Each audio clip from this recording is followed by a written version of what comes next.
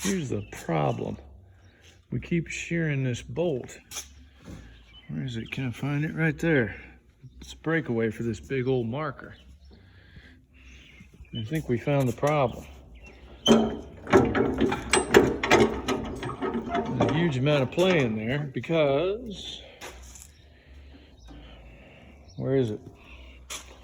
Okay. Underneath here, I don't want to take this off right now because this may, there's a pin that goes all the way through this casting, and there's bushings in there. Those bushings are missing. It's kind of a problem. Plus, this breakaway casting here, that's what it looks like new. That's what we're going to put on, and there's the bushings we're going to put in. The first step is remove that cylinder, which is easy, and then remove this whole assembly here, which is not so easy. I'm going to need some help for that. Okay, that is the part that came off. Those are pretty heavy. Be careful when you're doing that. Okay, now we've got this swung out. That's where the cylinder was. Okay, you can see, and this is where the marker pins onto it. And then the pin that goes through here also goes through here, and that is the breakaway shear bolt. And I think we've been having some problems with it. It's loose and it breaks away. And there's our problem. New piece on, nice and tight. Nice and tight. Got new bushings in it. Now you can see the breakaway right here. It's in two pieces. One piece here fits in this so that the outer, which those big nuts goes on, the outer doesn't turn. And then get down in here. There's a better picture of how it works. I think we're going to replace that too. But it's nice and tight now to keep it from wiggling. These two spots are for your extra shear bolts. Yeah, I know it's not plated or painted or anything like that, but we got her nice and tight. Looks like the last problem we got. Got a little twisty in this shank. Everything else on it's okay. But that means we hit something going in a culvert.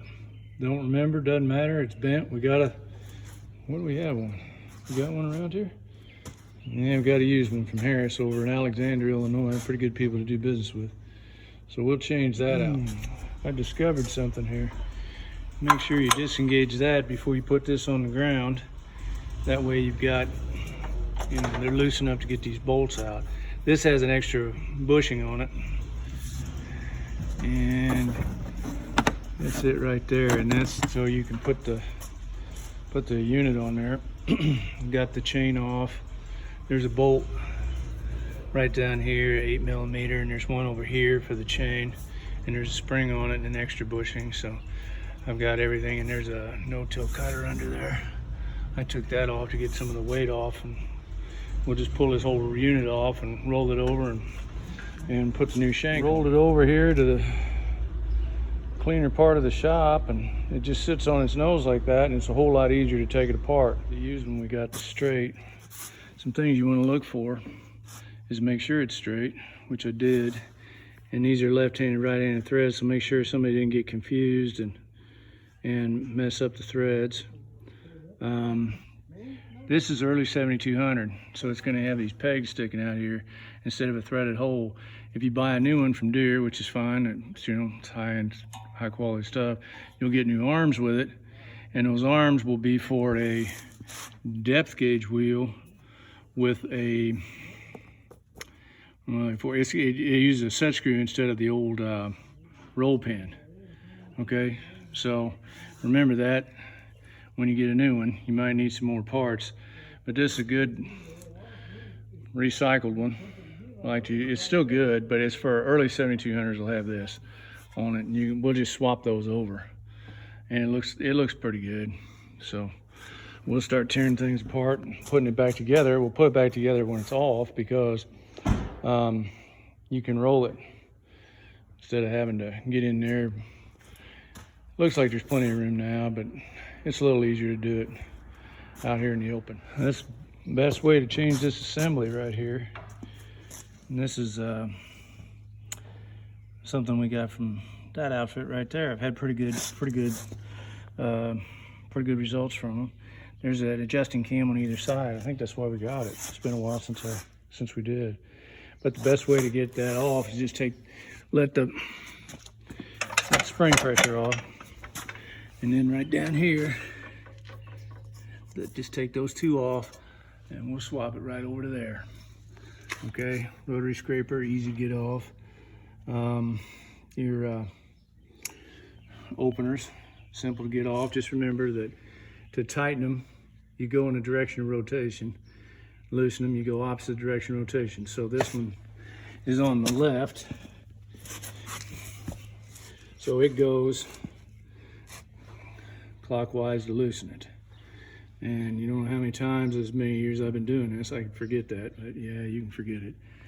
And the rest of it's pretty self-explanatory. It's got these little eyebrows on it for equalizers. Those are pretty good idea. Well, she's back together now. You see two clips for the boxes back here. It's got 3 bushel boxes on it. So it needs a clip in the back. And we got her all back together. Gauge wheels on. Press wheels straight. Of course, it looks like it's running a little downhill because it's still hooked on a tractor. We just let the front end down. Roll it right in. She went right on pretty easy. Here's the old one. You can't really tell from this angle how bent it is. When you come around here, you can tell. She got a little, we don't know what happened. Probably since it's on a wing row, it's number 11 on a 12-row planter. It's on a folded up. What probably happened is it got caught in a culvert or something. Happens all the time, but we got a straight one on it now.